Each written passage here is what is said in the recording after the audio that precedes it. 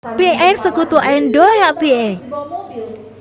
Ya, ban itu berhenti pas di samping kepalanya, orang semua teriak, mati, mati, mati, mati. Ternyata dia keluar dari bawah mobil, tidak ada cedera apapun. Dia bilang, dia lihat waktu ditanya orang, kenapa kamu bisa selamat? Saya lihat ada orang pakai jubah putih itu turun di jalan raya, dia tahan mobil Kopaja itu sehingga dia berhenti tepat di samping kepala saya. Dari situ saudara, dia bilang, aku mau percaya kepadamu Tuhan Yesus. Dia minta dibaptis, dia ke gereja saudara. Dia ke gereja kali ini tidak ludahi kursi gereja, tapi dia datang dengan penyesalan dosa. Dia dijamah Tuhan, ya, dia menyerahkan hidupnya sungguh-sungguh kepada Tuhan.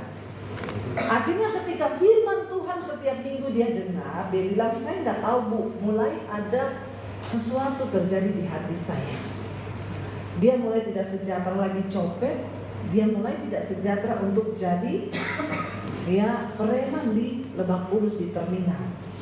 Dia mulai bertobat, hidupnya merenungkan firman Tuhan, lalu dia mulai banyak datang ke gereja. Singkat cerita, Tuhan itu baik. Tuhan pertemukan dia dengan satu pengusaha di gereja. Tadinya dia jadi tukang parkir di gereja. Dia bilang, ya udahlah, saya nggak mau kerja jadi preman, saya tak jadi tukang parkir di gereja, karena dia sudah tidak mau melakukan dosa. Lalu ketika dia jadi tukang parkir di gereja, hidupnya lurus, berubah. Ketika orang itu hidupnya berubah, Tuhan itu tidak tutup mata. Makanya Alkitab berkata, seringkali bukan tangan Tuhan itu kurang panjang untuk menolongmu, bukan telinganya yang kurang tajam untuk mendengarkan doamu, tapi dosamu itu loh yang menjadi penghambat yang baik terjadi atas hidup. Lalu dia mulai bertobat, hidupnya baik, jujur, jadi tukang parkir. Ada pengusaha di gereja yang nawari, saya lihat kamu jujur, saya lihat kamu baik, mau gak kerja di perusahaan saya?